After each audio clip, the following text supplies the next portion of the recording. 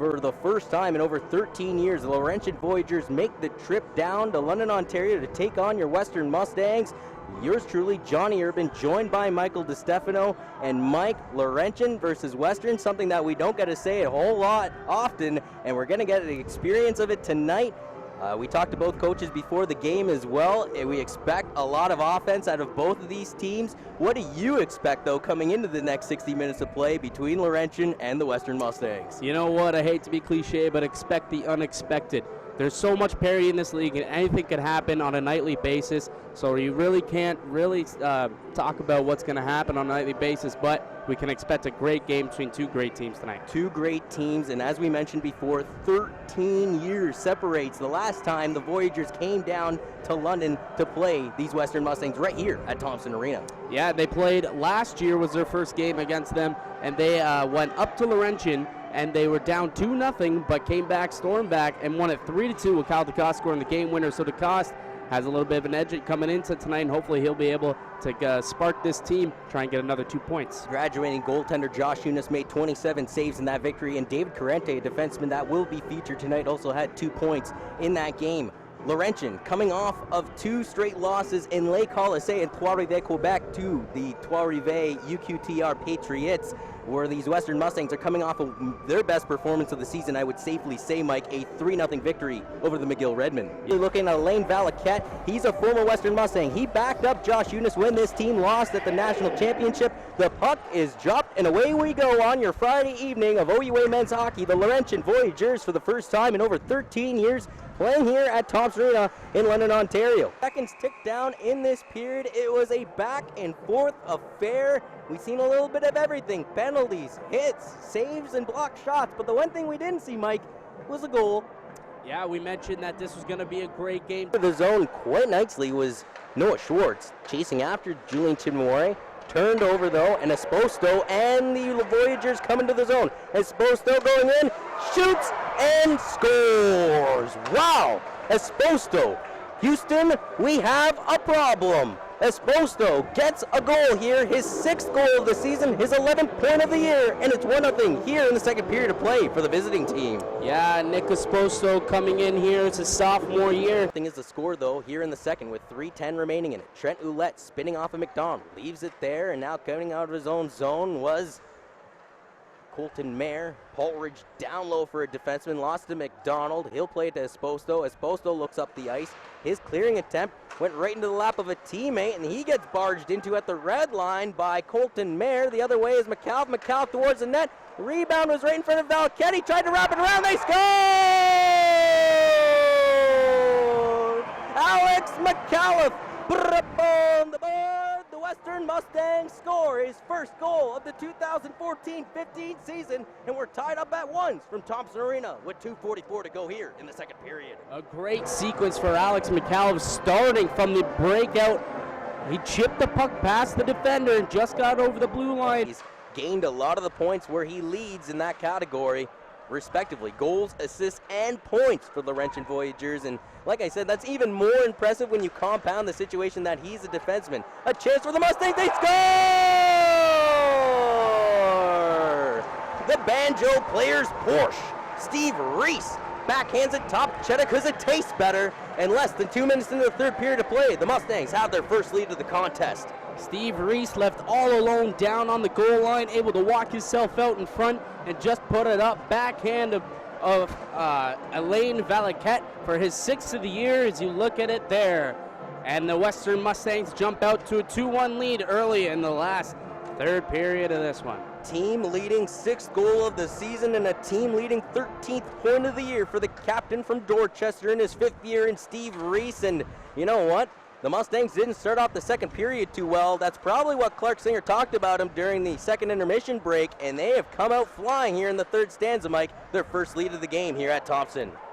First penalty is over for the Western Mustangs. We're back to 5-on-4 hockey. Lorca to Horick. Horick trying to go back door to Esposito. He scores! A power play goal, his 2nd of the game for Nick Esposito. And what do you know, for the Western Mustangs, he's beat him like a drum so far. He's done Greg Dodds. Nick Esposito on fire here at Thompson Arena. Yeah, you just saw there a little Dodds not too impressed with that. A nice passing play there, and it just is supposed to put it up on a tee. Dodds got a piece of it with his blocker, but just not able to steer it outside as that went off his blocker and into the back of the net. And we got a tie game here, John. So 6:14 here into the third period of play. It's now a 2-2 game. Yeah, McKee was pleading for a little. Lorad through some traffic, the puck laying in front of Elaine Valaquette, and now we got some extracurriculars here as Orser tries to get in DeCoste, and now DeCoste not appreciating what McKee had to suffer through because of Orser, and now we got a little bit of a hog tie going on here, and I like that by the Tampa Bay Lightning draft pick, defending his teammate in Adam McKee. He's not only going to give a glove full to Orser, and now it looks like Kyle DeCoste has lost a gasket, Mike. He's going on top of Orser and trying to ride him like a pony. Yeah, I'm not too sure what's going on with DeCoste. What happened? I saw McKee down on the ice, but I didn't know what happened to DeCoste. But Orser's certainly not happy, and Kyle DeCoste is furious. But he's got to make sure that he doesn't.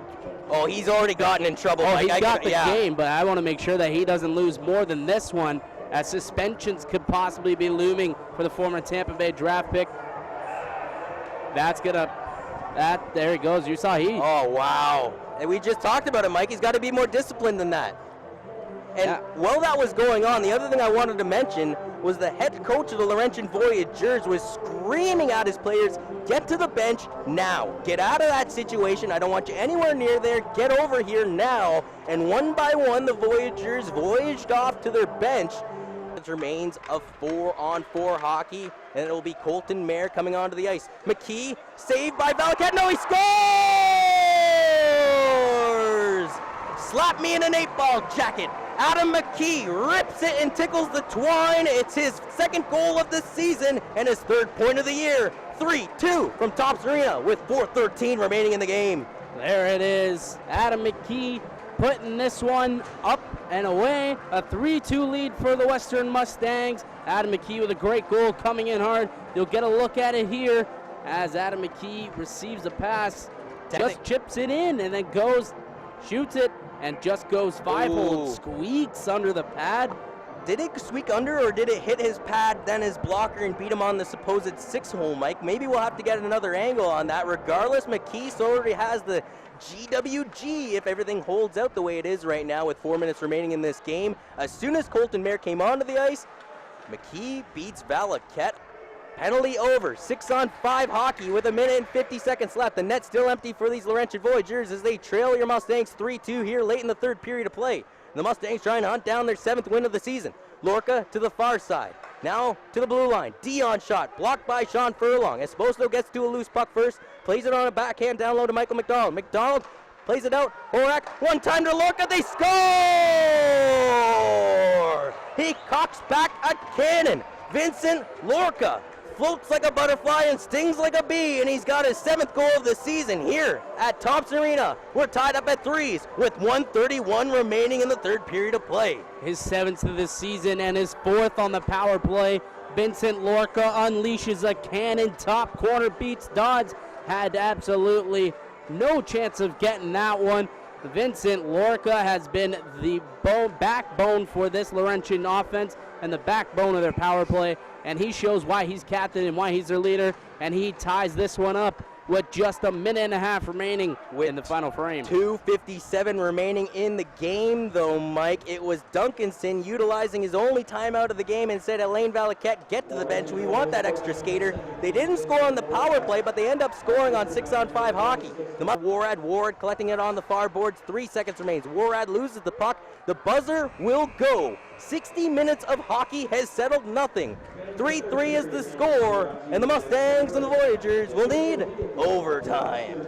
Yeah, this has been a doozy. You see Greg Dodds there, just absolutely furious that he allowed that tying goal with just 1 minute 2 remaining. Reese loses the draw, though, to McDonald, and it is the Voyageurs vacating their own zone. Nice pass up the ice by Esposito. Shot put in wide on Dodds' glove side. It bounces out on the blocker side, collected by the captain, who backhands it off the near boards. Mano Imano the other way. Salaturo with Gaskin in the trailer. Feeds Gaskin, scores!